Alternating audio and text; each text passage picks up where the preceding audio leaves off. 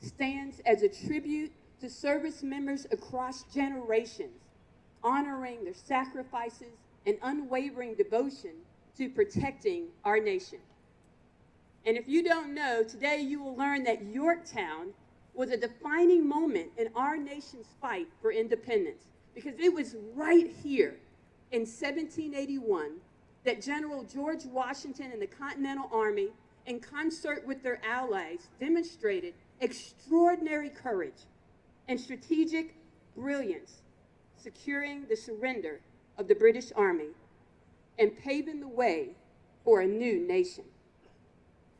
The revolutionary ideas that those soldiers fought and died for remain at the heart of the principles that we all aspire to today. And here at Colonial National Historic Park, we are the very proud stewards of some of America's most sacred historical places. And every year we have the privilege of welcoming millions of visitors from around the world to this site, the site where independence was won and the foundation of our nation was forged. We recognize also that the events that took place in Yorktown has the ability to resonate through time and continue to shape our country as well as our path to a more perfect union. Yorktown stands not only as a historical landmark, but as a powerful reminder of the sacrifices and victories of those who served. And I believe that the spirit of Yorktown lives on in all military personnel who serve, carrying forward the legacy of service, sacrifice, and an unwavering commitment to protecting our freedoms. So today, as we commemorate the 250th anniversary of the United States Army, let us continue to recognize this enduring spirit, a force of courage, unity, empathy, and strength. And may we always support those who serve and ensure their dedication and service is never forgotten. So to all the servicemen and women here today and around the world, thank you for your service. And happy birthday, United States Army. May your legacy of service continue to inspire generations to come. And I want to thank each and every one of you for your time today and your attendance. Enjoy your day.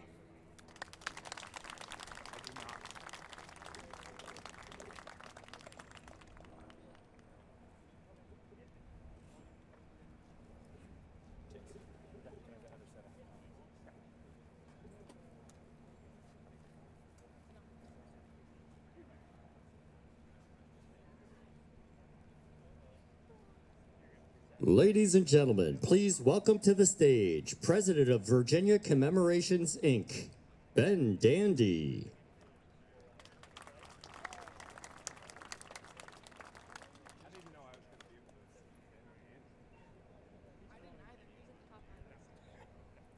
Thank you. Thank you all for being here today to mark this extraordinary milestone for the United States Army and for our nation. As a founding member of the Virginia American Revolution 250 Commission and as president of the private arm of the Virginia 250 and chairman emeritus of the Jamestown Yorktown Foundation, I'm especially pleased to be here today to mark this historic anniversary on this hallowed ground. I would like to thank Governor Youngkin and Secretary Driscoll, our distinguished guests, our partners at America 250, and the many volunteers who helped make today's events possible. Your presence and your support speak volumes about the importance of this moment and the pride that we all share for those who have served our country with great courage.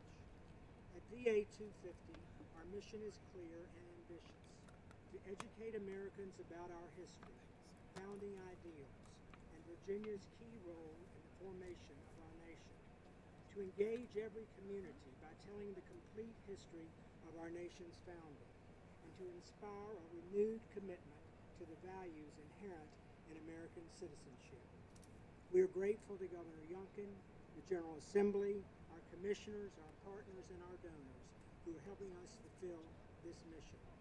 The collaboration between VA 250, America 250, and partners like the Jamestown Yorktown Foundation is a powerful example of how we are working alongside historical and cultural institutions across the country to lift up their work and bring this commemoration to every community. Together we are ensuring that every American can take part in the 250th anniversary of American independence.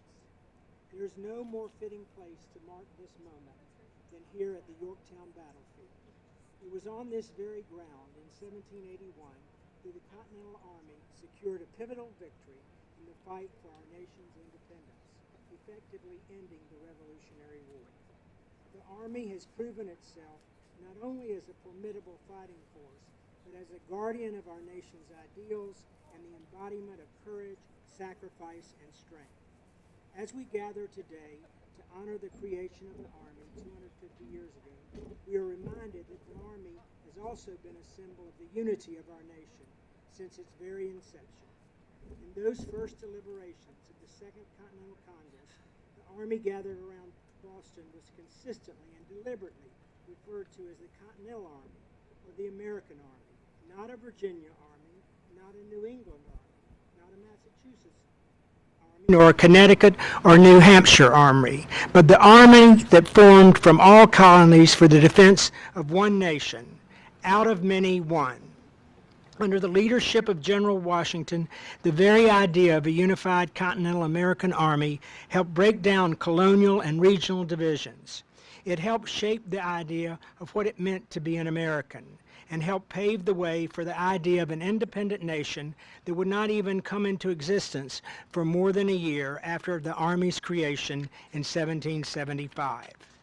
Today and every day, we are proud to recognize the Army's legacies of service and great sacrifices that were forged during our nation's founding and have endured for 250 years.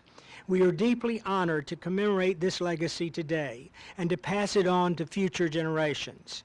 As we look ahead to 2026, Virginia is proud to help lead this national commemoration and invite every American to reflect, remember, and recommit to the ideals that have defined our collective journey. The journey will culminate in a national celebration on July 4, 2026, right here in Virginia at Colonial Williamsburg. There is no better time than the 250th to reconnect with your country in the place that made it possible. Much of what made America happen happened here in Virginia. That is why Virginia belongs to all Americans and why we say to all, America, made in Virginia, welcome home. Thank you again for being here today as we honor 250 years of service, sacrifice, and the continuing journey to a more perfect union. Thank you.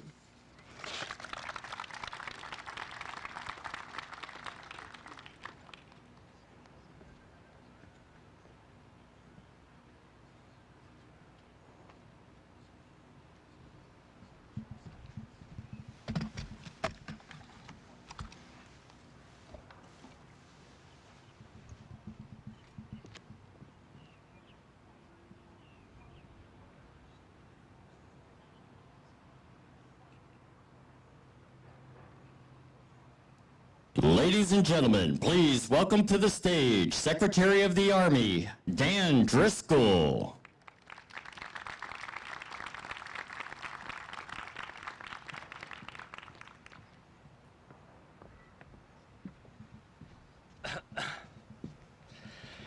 Good afternoon. It is truly an honor to be here with all of you as we recognize the Army's 250th birthday. And thank you all for taking the time to support our Army and its, sorry, hold on, let me get this right. There we go. And it's surreal to do it right here. The revolution had begun at Lexington and Concord, but it was won right here in Yorktown. The outcome of Yorktown was a crossroads in our history. And today, nearly 250 years later, we find ourselves at another pivotal moment. I'll start by saying the Army's story is inseparable from America's story. It is America's story. Our Army preceded our nation, protected it, and it will preserve it for generations to come. Before there was a United States, or even before the Declaration of Independence, there was a Continental Army forged in the crucible of the Revolution. These were citizen soldiers fighting for an ideal, a nation built on democracy and self-governance. From Bunker Hill to the trenches of Yorktown, the Army faced down a global superpower, relying on courage and grit to pave the way for our nation's rise. Since then, the Army has always defended freedom against tyranny, protecting our nation and its interests. Our Army has waged 203 campaigns to promote freedom and democracy worldwide. American soldiers have fought across the world from Lexington to Luzon and Bunker Hill to Baghdad. To this day, our soldiers are prepared to deploy on a moment's notice to protect our great nation. "This will defend" has been our defining motto since 1778. And this is not just a slogan, it is a solemn vow. It is a vow made by every single soldier who raises their right hand and swears to defend the Constitution against all enemies, foreign and domestic. It's a vow that echoes through the ages, connecting us to the heroes of the past and inspiring the heroes of tomorrow. But Yorktown is where the Army's legacy actually sprung to life. After years of hardships, defeat, and sacrifice, our Army turned the world upside down right here. Ever since, the Army's story is told through victorious campaigns and battles because that is our core purpose. We are here to prepare for, fight, and win our nation's wars. And to do that, we must be the best. Combat is an unforgiving endeavor. Trust me and all of these soldiers here. It demands excellence in every single thing that we do. And there is no room for complacency. There is no room for second best. Our soldiers deserve the best training, the best equipment, and the very best leadership, because on the battlefield, lives depend on it. We must be prepared to face ruthless adversaries who seek to win at any cost. And we must keep pace with innovation. Reduced standards and lack of preparation can never be an option. And technological innovation means that now, more than ever in history, we must get ready for change. Our American soldiers still have the courage and grit to defeat anyone, anywhere, anytime. And this DNA has been passed down since right here at Yorktown. But technology could soon overwhelm courage and grit. I will say it again, we really are at a crossroads of history. To understand just how pivotal this moment is, let's look at our past, because the lessons of history often provide the clearest vision for our future. Our Army's history seems to echo through time, repeating significant periods of transformation about every 80 years. Think about it. It was 84 years between the victory at Yorktown in 1781 and the end of the Civil War at the Appomattox Courthouse in 1865. In those 8 decades, our nation and our Army were utterly transformed. We went from a collection of loosely connected colonies to a nation struggling with its identity. We evolved from citizen militias armed with muskets to organized armies with rifled weapons on battlefields connected by railroads and telegraph. The scale and complexity of warfare absolutely exploded, forever changing the relationship between the military and the nation it served. It's hard to imagine a world more different than the one that existed just 80 years prior. Then consider the 80 years separating the end of the Civil War in 1865 and the Allies' World War II victory in 1945. Again, the transformation was staggering. Our Army transitioned from fighting on American soil to projecting power across the globe. We went from horse-drawn artillery to tanks and aircraft, from line-of-sight combat to the dawn of strategic bombing. The technological advancements of this era reshaped not only warfare, but society itself. It ushered in the age of mass production, global communication, and unprecedented levels of destructive power. The world of 1945 was unrecognizable from the one of 1865. And here we stand today, almost 80 years after the end of World War II. We live in a world of cyber warfare, drone swarms, and smart bombs. We have soldiers equipped with advanced night vision and supported by a network of sensors that spans the entire globe. We have witnessed how readily available technology can disrupt established power dynamics. Just last week, Ukraine used inexpensive drones to inflict billions of dollars of damage on Russia's strategic bomber fleet. But when you step back and look at the last couple of decades, it all becomes so obvious. We had foreshadowing of disruptive technologies, and they were often low-grade and available off the shelf. Our adversaries, even non-state actors, employed simple capabilities in ways that changed the speed, scale, and ingenuity of warfare. In the 2000s, IEDs tactics in Iraq and Afghanistan were far below our technological threshold, but they were deadly. In the 2010s, ISIS used social media to revolutionize cognitive and social disruption. Then in 2020, conflict showed how inexpensive drones can disrupt traditional warfare. The 2021 Colonial Pipeline attack showed the impact and reach of cyberspace operations.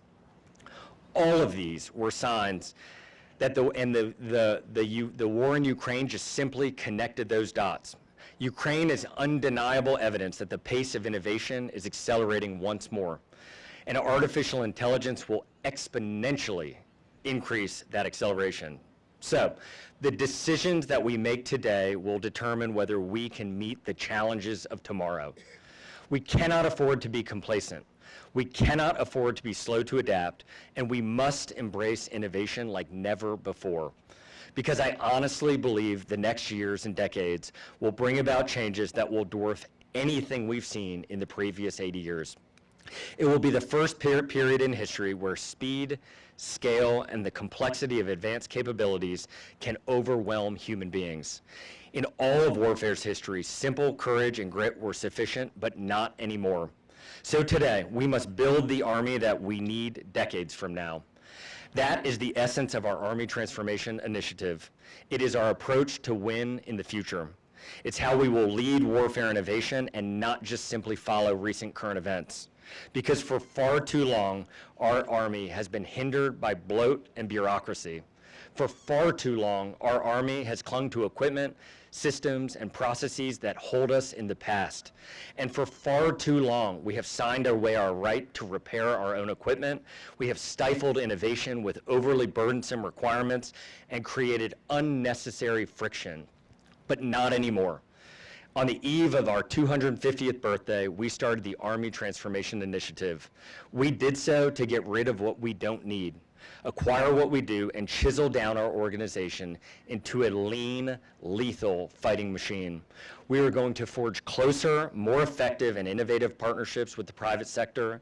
We are going to take more of a venture capital approach, taking big calculated bets that are going to pay off. We are going to increase our Army's risk tolerance so that our people, equipment, and innovation is able to propel us forward fast. And we're going to do it exceptionally fast. We will get soldiers the things they need in real time and then iterate to make it better over the long term.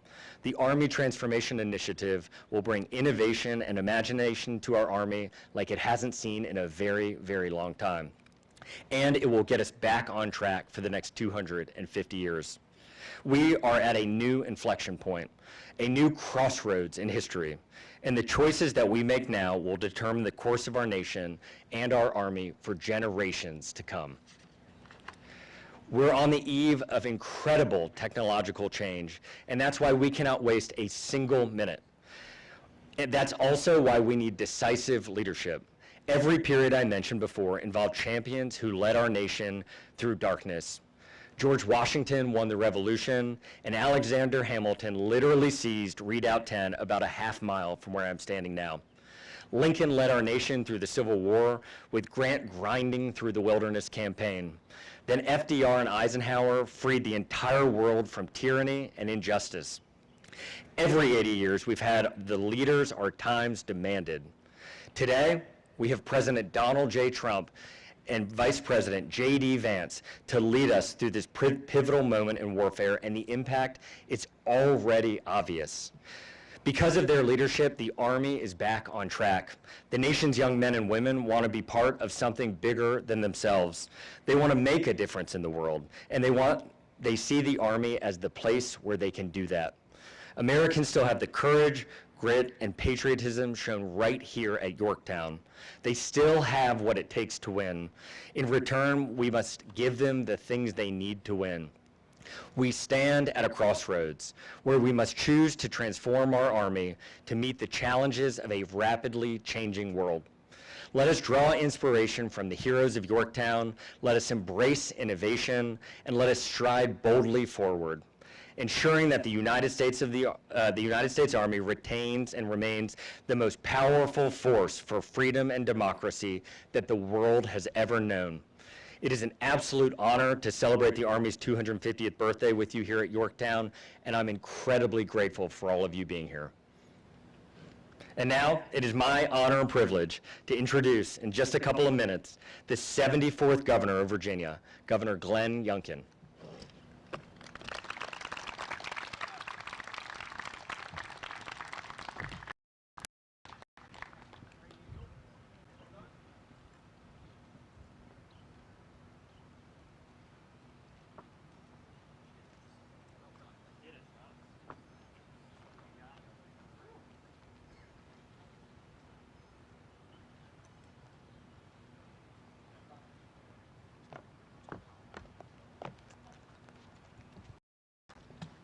Ladies and gentlemen, please welcome to the stage the 74th Governor of Virginia, Glenn Youngkin.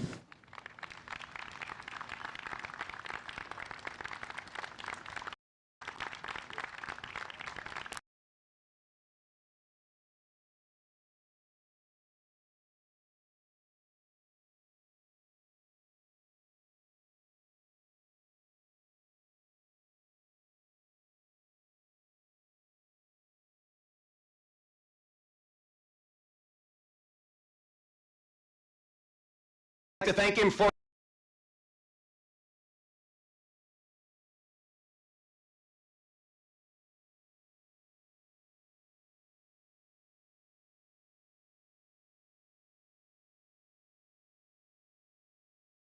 in the world.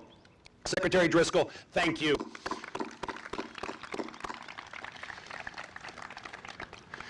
To our amazing servicemen and women who are here, to our guardsmen, to our cherished veterans, to their families, thank you. Thank you for your shared sacrifices. Thank you for understanding that security and freedom must be won and protected. And thank you for loving our country. And to my fellow Virginians and to fellow Americans, what a day. What a day for us to come together and honor and reflect and, yes, celebrate. On June 14th, we will mark the serving of a mission, the anniversary of our great United States Army. It is so much more than a motto. This will defend. And so it is fitting that we are here. It's fitting that we are here because, as you've just heard from the Secretary, without an army, we don't have a country. And in fact, before we even had a country, we had an army. And it's also fitting that we are here in Yorktown, here in Virginia, to celebrate this legacy. It is fitting for so many reasons, because after they serve, so many of our active duty heroes make Virginia their home. And I want to thank you for making Virginia your home. Roughly 700,000 veterans have built their lives in Virginia. You make our communities better. You make our state better. And most importantly, you make our nation better. But it's not only our veterans. Virginia is also proud to be the home of nearly 114,000 active duty, reserve, and National Guard soldiers currently serving and their families. It's fitting to be here to celebrate the Army because of all the Army bases that we have in Virginia. It's fitting to be here because we're home to the Pentagon. And we also are home to a place where we lay to rest our honored dead at Arlington National Cemetery. We are also home, of course, to so many other branches of the military, like Marine Corps Base Quantico, Langley Air Force Base, Naval Station Norfolk, Naval Air Station Oceana, Coast Guard Base Portsmouth. Virginia is the home to our cherished military, and we are home to our cherished military personnel. And of course, it's fitting to be here in Yorktown because of what happened in 1781, because it was this decisive victory that is, of course, stood in remembrance by the Victory Monument here, that reminds us that freedom and liberty need to be won, and freedom and liberty need to be protected. But to understand Yorktown, we have to go back 6 years to 1775. It was, of course, in Philadelphia at the Second Continental Congress, and they needed to choose someone to command the Continental Army, and they had just voted to establish an army on June 14th, the 250th celebration we will celebrate on Saturday. Now, this Second Continental Congress showed exceptional judgment because they chose a native son to Virginia. They chose George Washington to lead this Continental Army. They chose George Washington to entrust and wield the sword of liberty.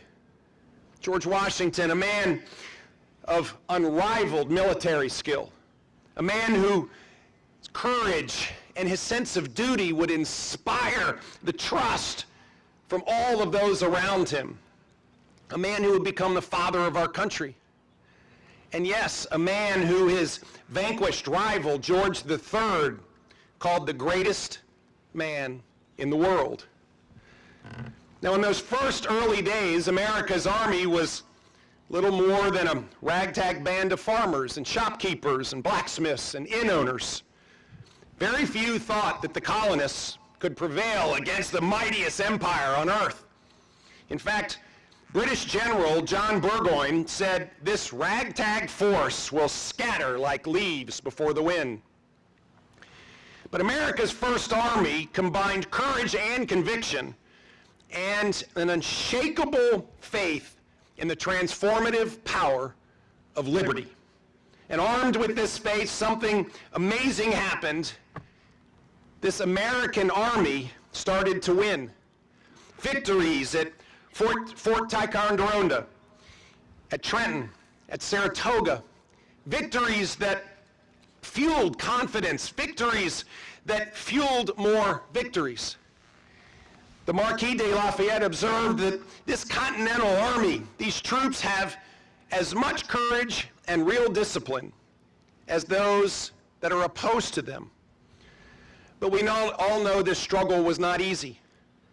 It took George Washington's leadership to sustain these soldiers during the dark days and the cold winters at Valley Forge. Many soldiers bled, and of course, many died. And throughout this difficult struggle for independence, we are reminded that the spilled blood and the revolutionary spirit of these patriots nurtured the seeds of liberty. Liberty that is now the birthright of every American. And it was here at this narrowest point in the York River that our American Revolution not only came to a head, but came to an end. 244 years later, we can only imagine what it was like here at the Battle of Yorktown. And while it is warm and sunny today, the air was heavy with cannon fire on October 1781. And when the shooting had stopped and the smoke cleared, victory was in sight. Of course, Lord Cornwallis was forced to surrender, and yet he was too proud to attend the surrender ceremony. But right there, freedom was won, and the first links in a chain of American valor were formed. Links added to by brave soldiers who fought through the generations, Americans carrying muskets and bayonets as they fought to preserve our Union in this terrible Civil War. Brave soldiers who helped reconcile post-Civil War and worked to bind the nation's wounds. Soldiers who fell at the Meuse River and Argonne Forest Soldiers who were buried right there at the American Cemetery nearby. Army Rangers who scaled the towering cliffs at Pointe du Hoc with a hail of gunfire raining down upon them as they scaled these cliffs and yet descended into the valley, the shadow of death. Brave soldiers that penetrated Hitler's Atlantic Wall, men who liberated concentration camps and helped deliver a continent from the evil of Nazi Germany. Americans of valor who fought on the shores of Korea and in the swamps of Vietnam. And when we came under attack on September 11th, the Army was ready once again. In the wake of that terrible Tuesday morning, our wounded nation deployed America's Army to the Middle East to dismantle global terrorism. And the terrorists learned about the United States Army's unyielding resolve, indomitable spirit, and lethal and overwhelming force. Together, these links through the last 250 years demonstrate the proud patriots that form the most magnificent band of brothers. Generations of soldiers who came not to conquer and pillage, but to liberate and lay the foundations for peace, the foundations of peace that must be won and preserved through strength. That's the legacy of the United States Army. That's the legacy of service and sacrifice. That's the legacy that has secured our independence and for 250 years has been safeguarding our liberties and our freedoms, and that is the legacy that we celebrate today. As we reflect on this legacy and what the 2.5 centuries of America's epic really mean, the next chapters that will be written in this story will be written by all of us, by all of you. Chapters that will open with the commemoration of Army 250 this Saturday and America 250 next summer.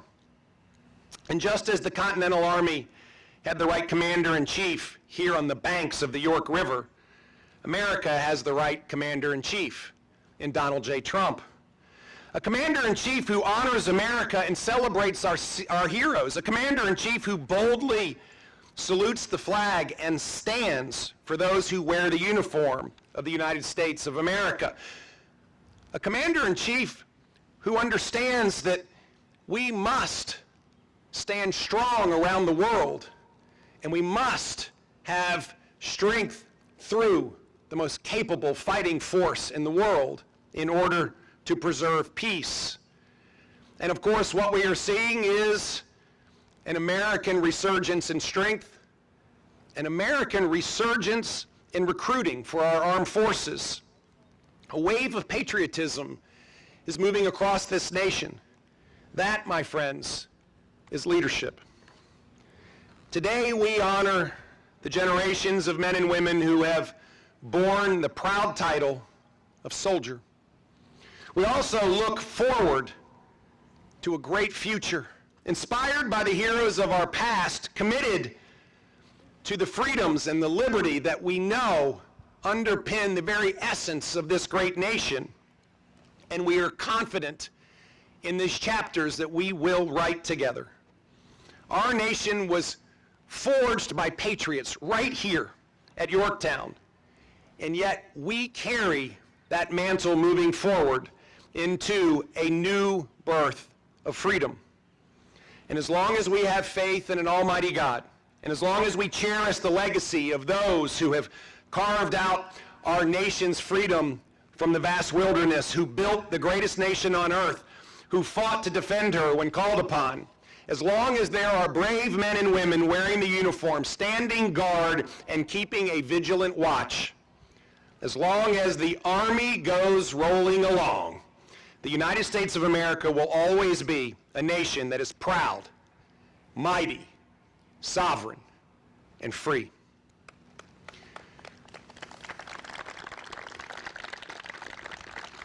I want to thank all of you for being here in Yorktown today. I want to thank you for your service to our great nation. I want to thank your families once again for their service as well. And I want to thank all of you for keeping the Army spirit alive for another 250 years. May God bless you. May He bless the Commonwealth of Virginia. And may God continue to bless these great United States of America. Thank you.